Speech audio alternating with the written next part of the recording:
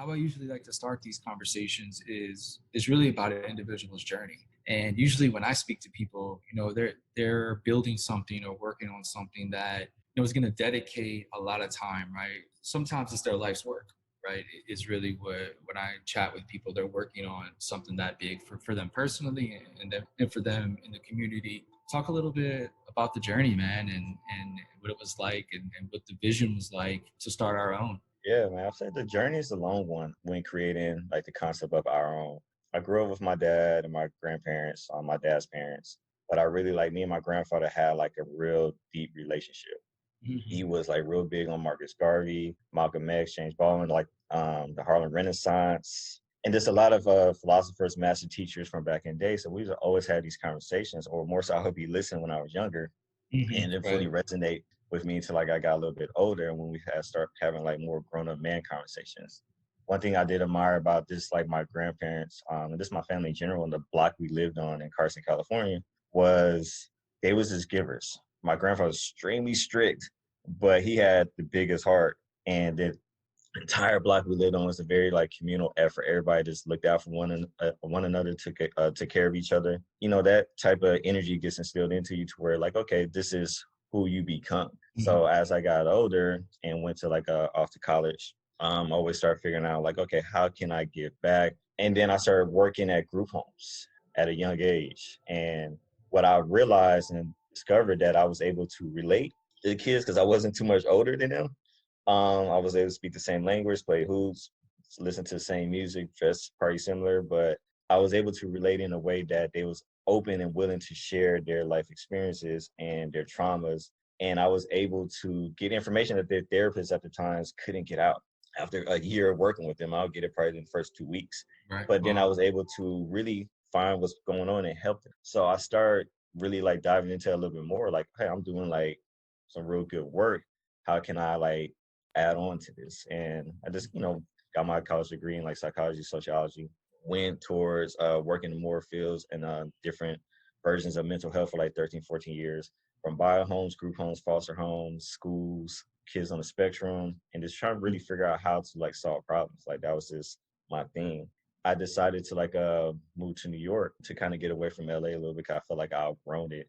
Sure. And love kind of like a woman brought me out there, but I feel like the universe was calling me to that city because I was able to just harness and take in the energy and all the talkings and speech and lectures I got from my grandfather. Like all that energy from ancestors just kind of came within me, and, like gave me this concept of our own and have more of an economic version of it. So Dr. Clark Anderson is like one of the persons I kind of follow heavy.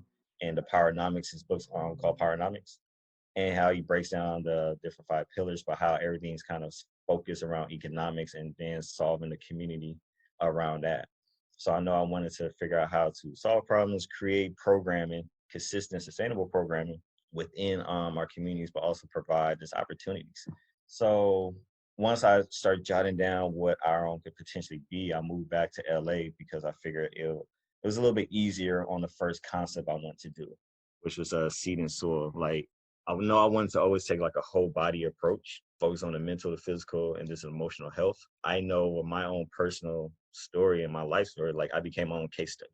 So changed my diet, travel, language, just all these things I put myself through to constantly like grow.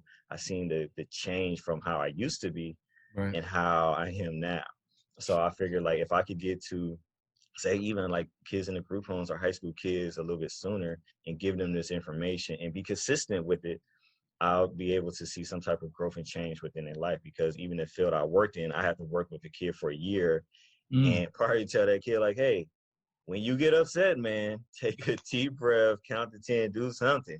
And I won't see results until like a year, year and a half, to where, he'll get triggered about to fight. You know what? I'm gonna walk away because I'm not gonna let you take advantage of my energy. When I see things like that, it's like you have to be consistent no matter what it is and what you do. A pop up here and there is cool, but if you don't have consistent programming after that, like it kind of falls Right. on deaf ears. So I created Seed and Soil, which is I wanted to focus on the gut and provide fresh organic produce in underserved communities. And I took a mobile approach. So I bought this 45-foot transit bus, gutted it out, and converted into a mobile market. to not only just provide like just fresh produce, but to create this experience around it, because I feel like we deserve dope experiences as well.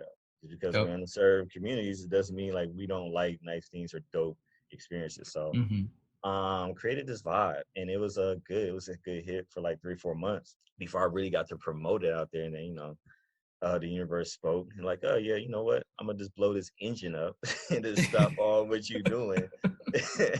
And I'm gonna make sure you're gonna have to raise another 15 20 grand just to buy a new engine before you can even figure out the problem is. So Right, right. pivoted out of that. I was still tapped into a lot of the families I was working with, so I would still provide meals or fresh produce bags and recipe ideas and just information as much as I can until I figured out how to bring that concept back.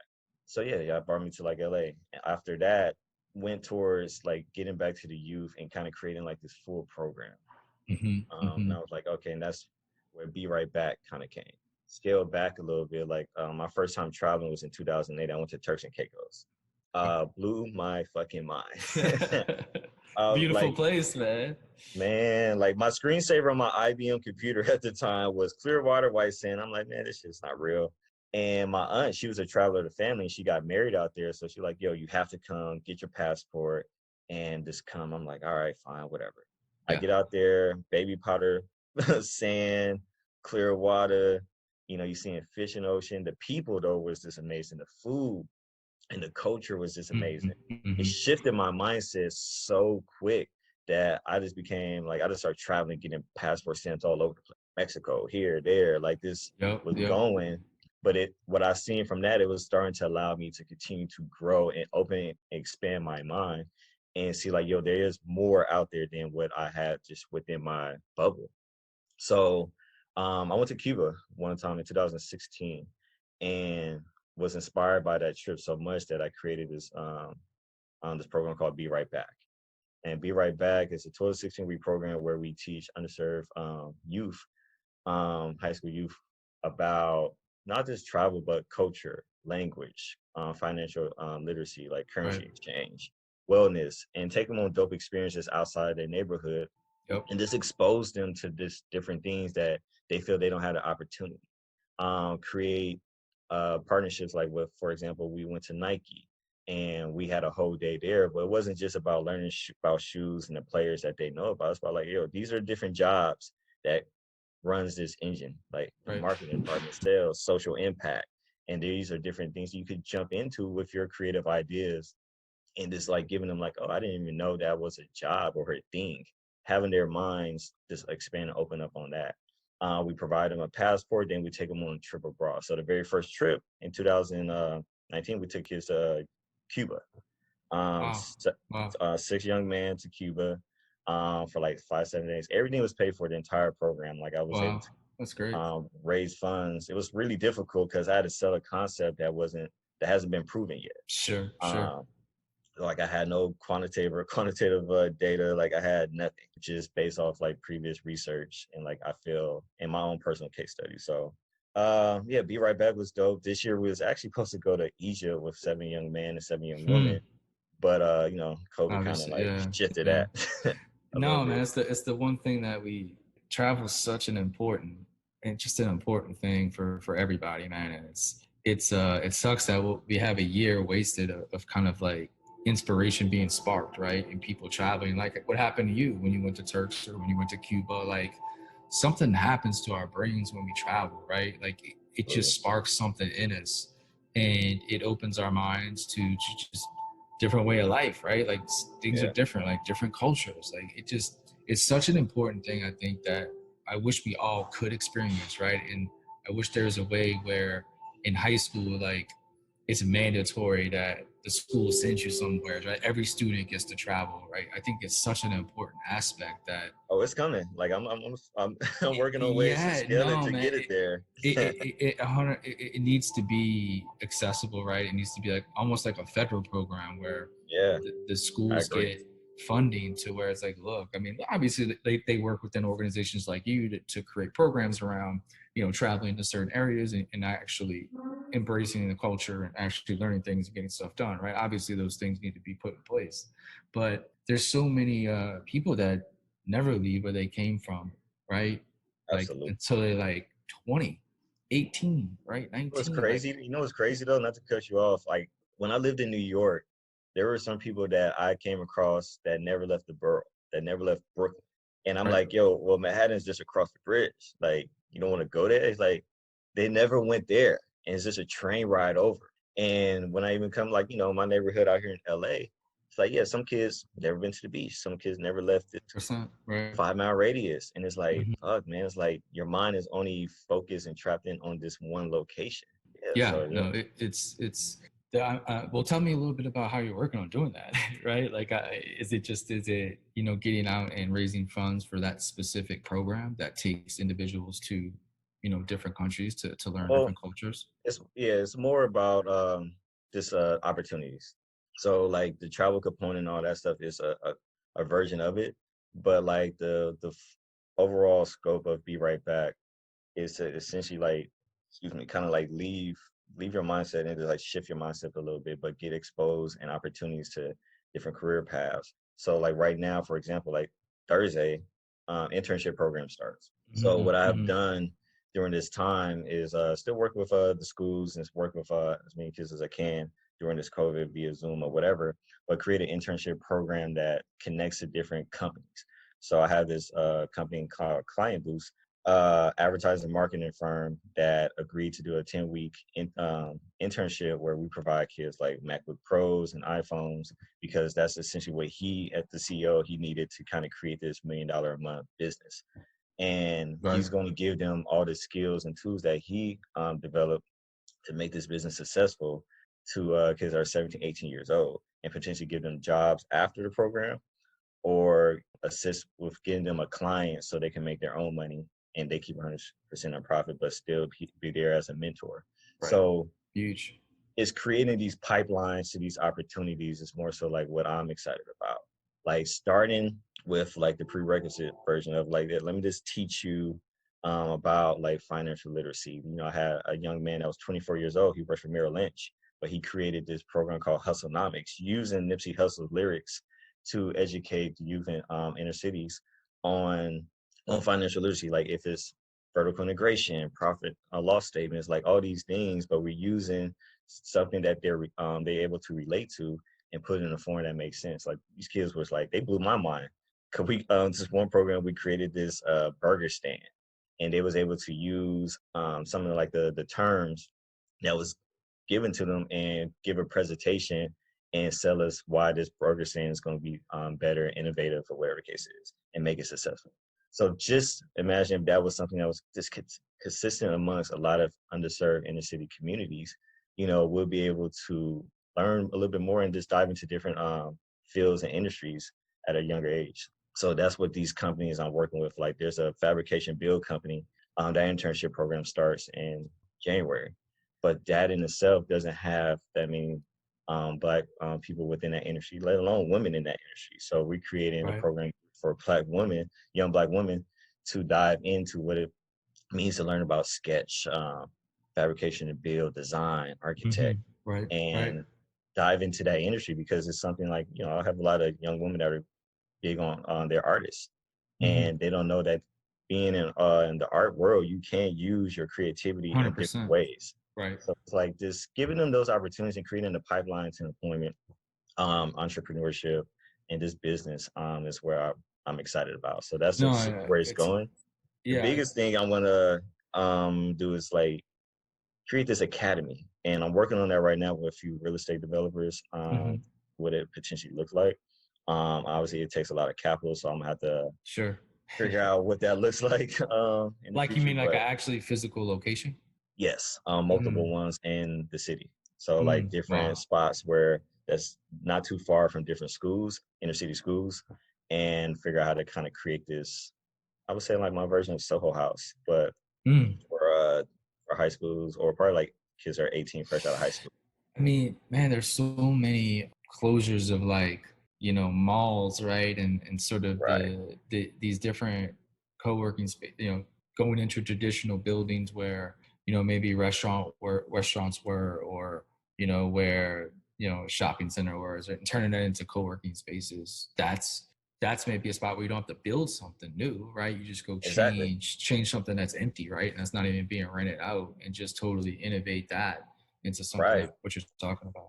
No, absolutely. And that's like some of the conversations we've been having because there is ways to maintain that because like the co-working space and all that, unfortunately, it's been like some of the failed model during this time. So we're figuring out Sure. how do we work remotely? How do we Yeah. stay home? And this is like, if it's a location where the kids will actually be able to come to in the future and just learn these things and these skills that they could take home.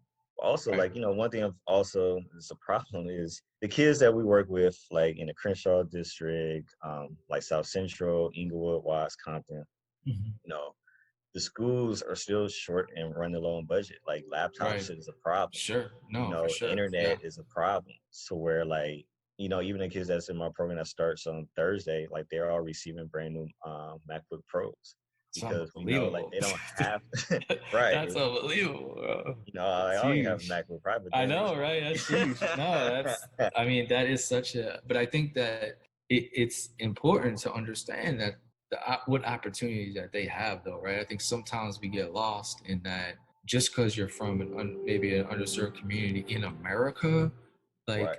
like go to Haiti, right? Go to Right. Jamaica. Do you want to see really underserved, right? There's a Yes. difference between I'm glad underserved you and obviously America is like you could.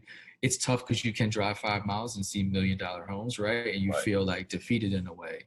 Hmm. But you take a 5 hour flight, you're gonna see some of the poorest parts in the world, and you're gonna be like, wow, maybe I don't have it that bad. I have to look at it in a different perspective, right? And that's I'm And glad you brought that's that where up the too. travel part comes in. That's why to me that's so Exactly. important. Exactly. I'm glad you brought that up because like the kids when we went to Cuba, first of all, I was just happy like they didn't even touch their phones the entire time. Granted, the Wi-Fi Mm. is trash out there, but like they didn't even touch their phones That's a good at thing, though, all. maybe, right? Right now. Yeah, like they was just into the experience, but they was like one of the questions because we had like real grown up like man conversations, Yeah. like yo, how do you feel? Like because Hmm. I come from era where we had like my dad's homies were like they'll talk to me like a grown up sometimes, Sure. Sure. and we developed that bond with like your elders essentially and get that wisdom.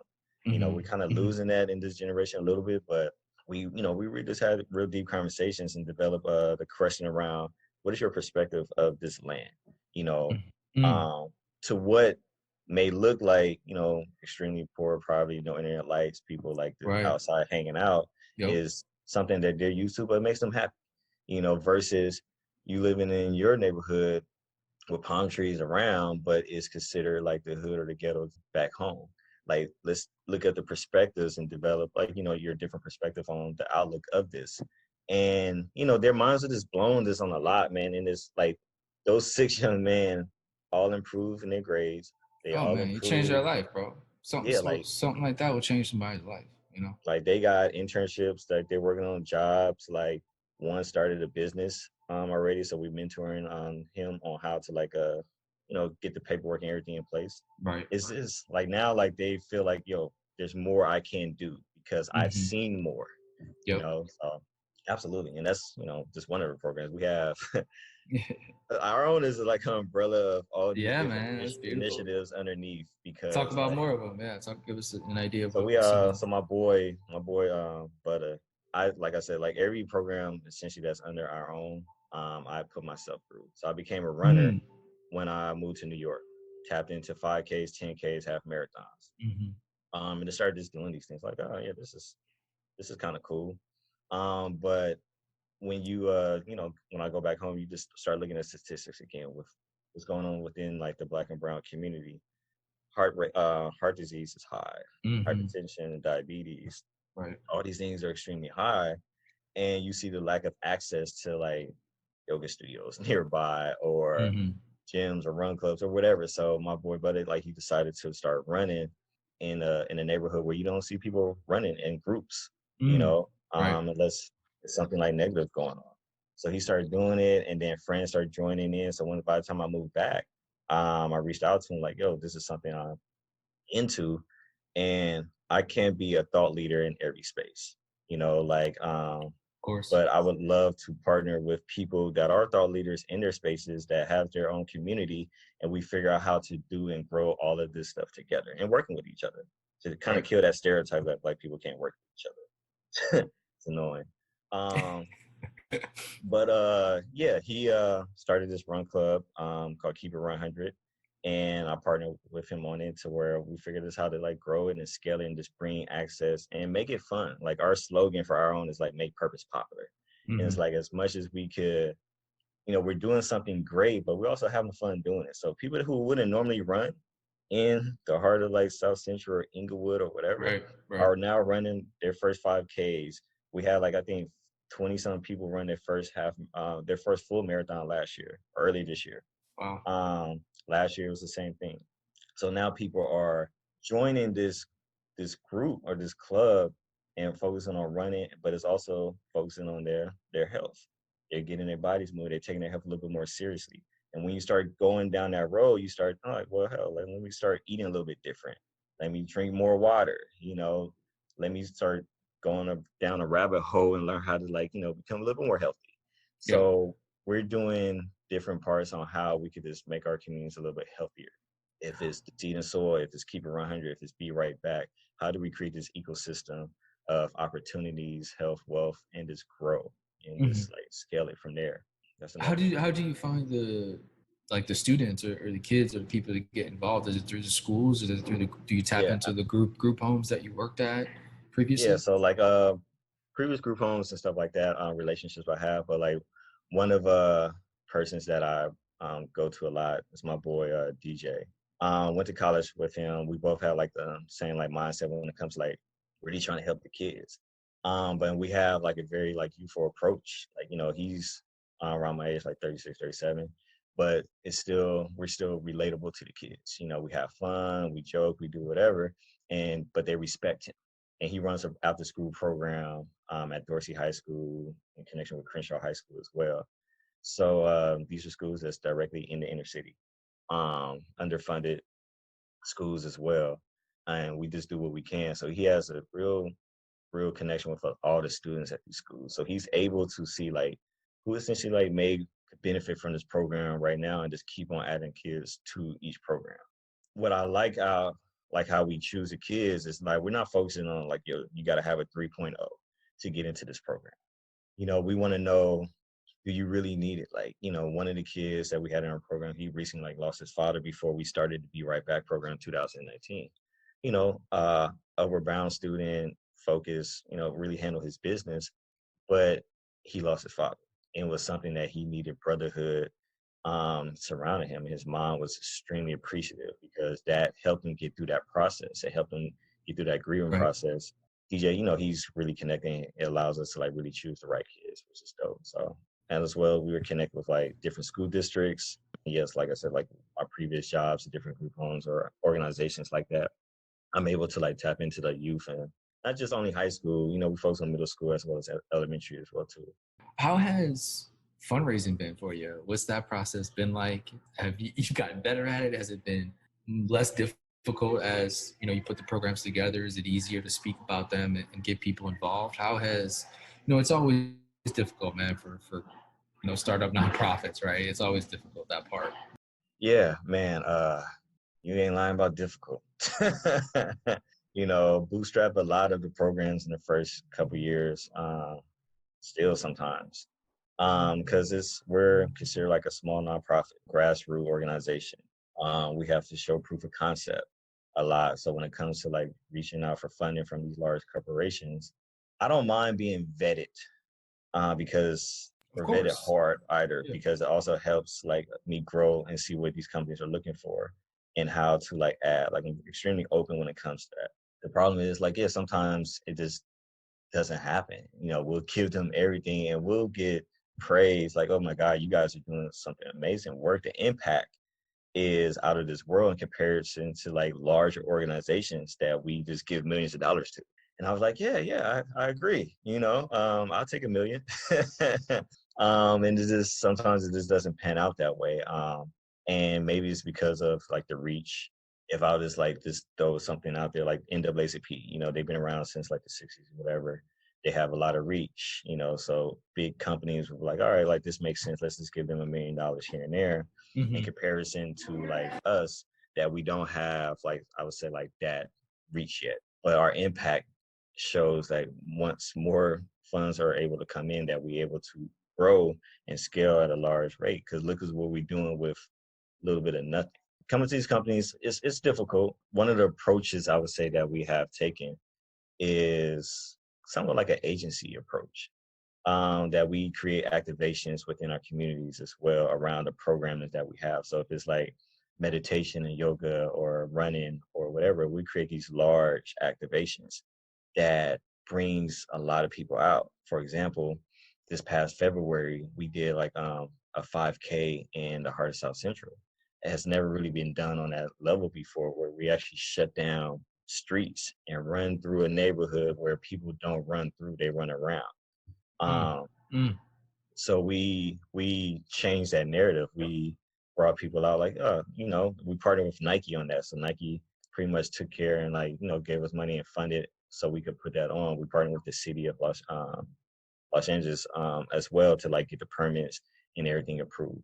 So like that has helped because now when we go to different companies, like, oh, well, you guys have partnered with Facebooks or the HBOs or the Complex or Nike, right, we right. become a little bit more legit. Essentially, it's unfortunate, it's frustrating sometimes, but like we have to like do those things. But like what I tell these companies also, I understand you want initial like reach at the moment. You want this make sure company look good, like look what we did.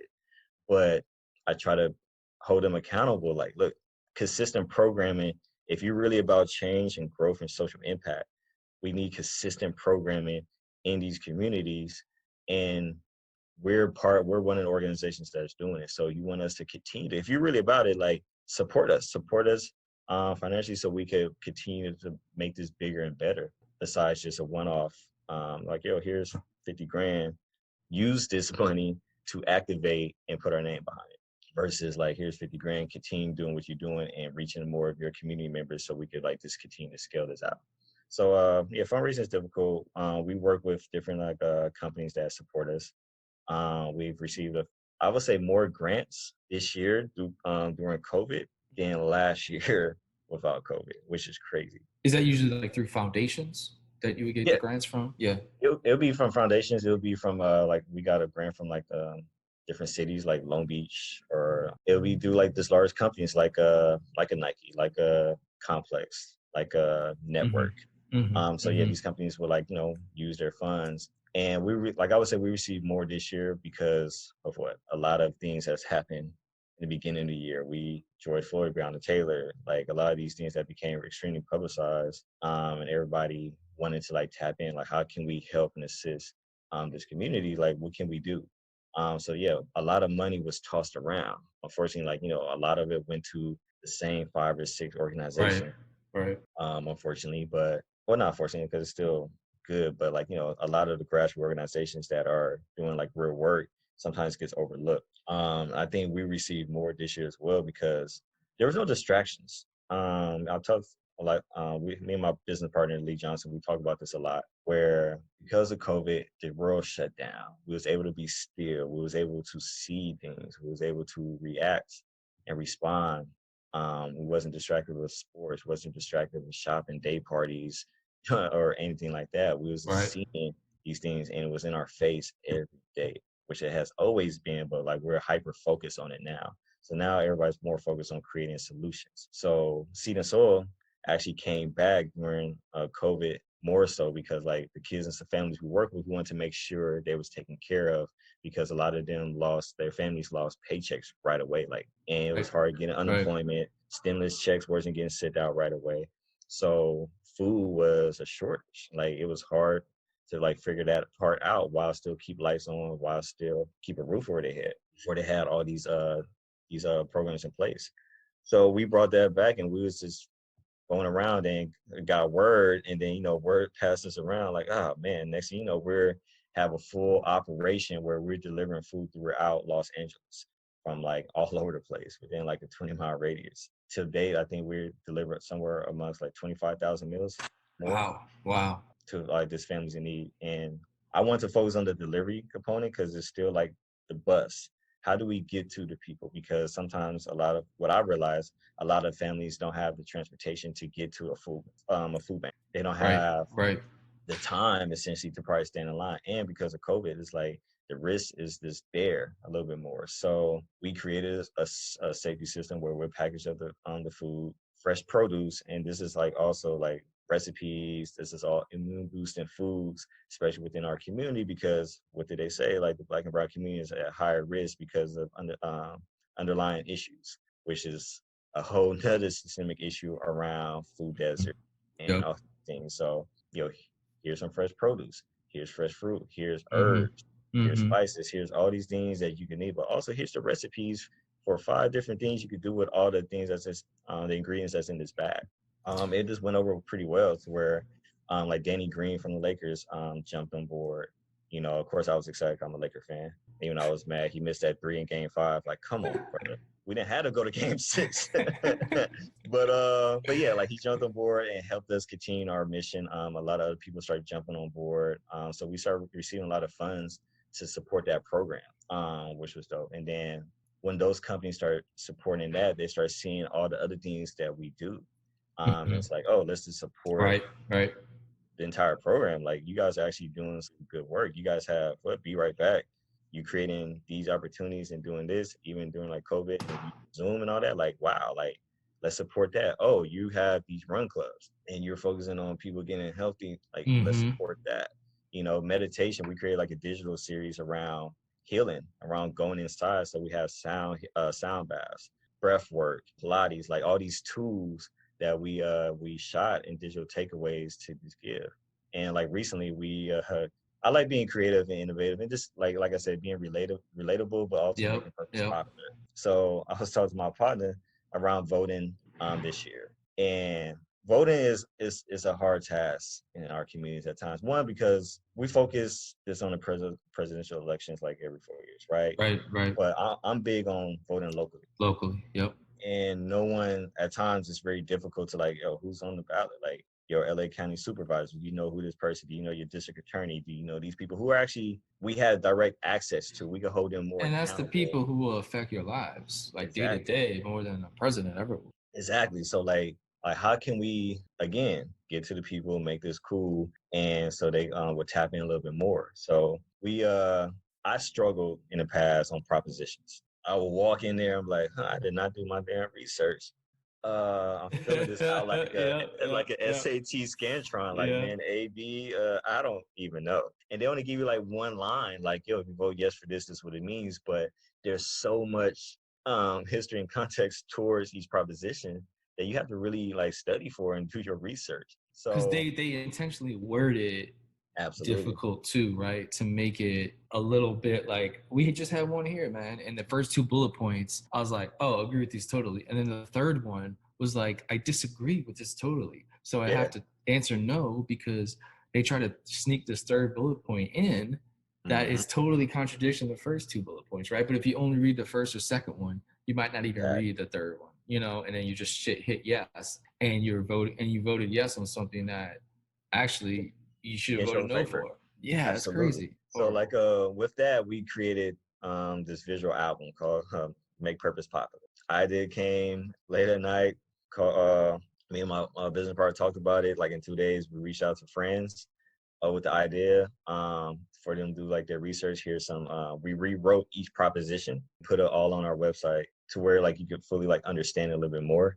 And then we decided to like let's rent a house and like rent some cameras and like shoot this visual album essentially like a conversation piece amongst Right. everyday people having like this girlfriend talking. We like it was pretty much all women, and they just having like a girlfriend talk. Like, so Prop 15, this is what it is. Da da da. Like, how you feel about it? Like, yo, this was kind of confusing. Like, I had to do more research, and I found that A, B, and C. So, you know, we took the nonpartisan approach, but like we're giving you if you vote yes and if you vote no for it, and what that really means, in a way that you could Right. understand it, but also do more research on your end to really tap in. And that went over well, man. A lot of people really responded to it and was like, yo, this is dope. Like they down like we created like a magazine out of a CD essentially as a downloadable link to where like you could download this whole PDF and each side has like the video version and then a readable version. So you can actually read each prop to get more detail. But then we'll also have the video component where you're listening to these women talk about each proposition. So like that's been extremely helpful and educational for our community. And then we took it on tour. So we partnered with this company called Via Clover. Via Clover is this fabrication build company, and they built out this dope oak wood structure for us, collapsible structure where we're able to pop up at Mm, different businesses yeah, that's and cool. have like this voting registration initiative that we did. So we went on tour with it where we was educating everybody on the propositions. We have like these tall 6-foot boards that you can scan QR codes and take you directly to our website to read and do more, get more information on the proposition as well as the video. And yeah, we had music, so DJs, and we had a very like nice, dope social distance events and pop-ups in different locations, all the way to Oakland. So like that went over well as also. And we find out like a lot of people, we create these safe spaces. Like I just told you, like I didn't know how to vote on propositions before. But sometimes when you're going into communities, like, we might pride or ego, whatever, we don't want to tell you we don't know. So the whole goal of this was to create these safe spaces where, you know what, I don't even know what a proposition is. Can you help me and school me? Boom, let's start there. Because I don't know how old you are, but when I was growing up, man, there was this cartoon that was, I think my dad and them, that's how old it is.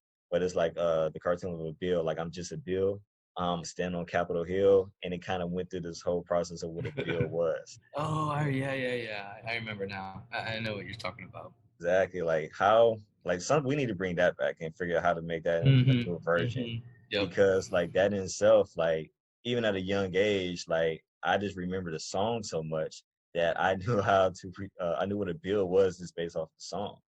So yeah, we created this dope tour, this visual album, and it's been helpful when people are able to walk into the booth, to the polls this on November 3rd with a little bit more confidence. That's been good. So I usually like to end on the future a little bit, man. And you have so much going on, and Yeah. there's so much amazing impact happening, and it's kind of hard to sometimes to take a breath, right, and kind of Right.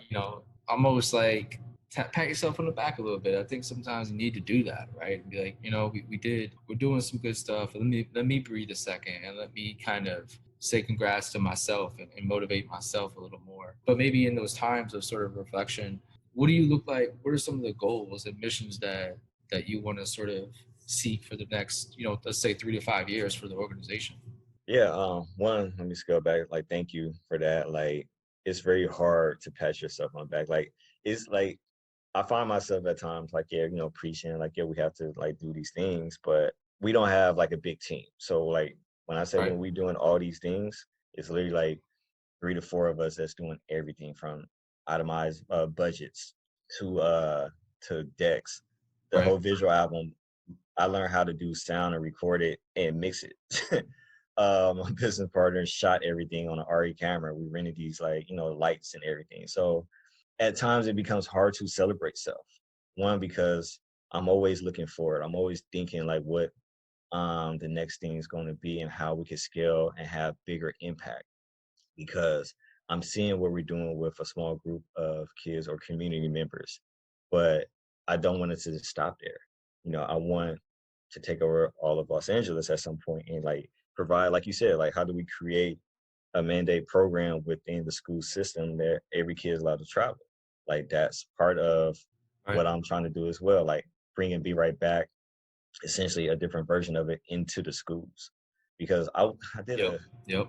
I did a conversation at this private school in Sherman Oaks, and it blew my mind. First of all, how one articulate these kids were, but it felt like a college campus, man. Like kids was Mm-hmm. just hanging out underneath a tree during class time. Like they could go into class whenever. Like it just felt so peaceful, and I just walked in. I'm like, man, I feel so good walking here. This is the type of energy and vibe like these kids have to learn.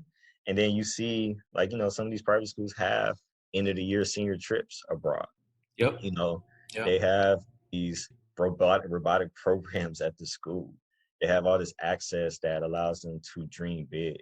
and just dive into different industries. So bringing that to inner cities that have little to no funding and figuring out how to partner with these larger companies or organizations like Amazon or something like that.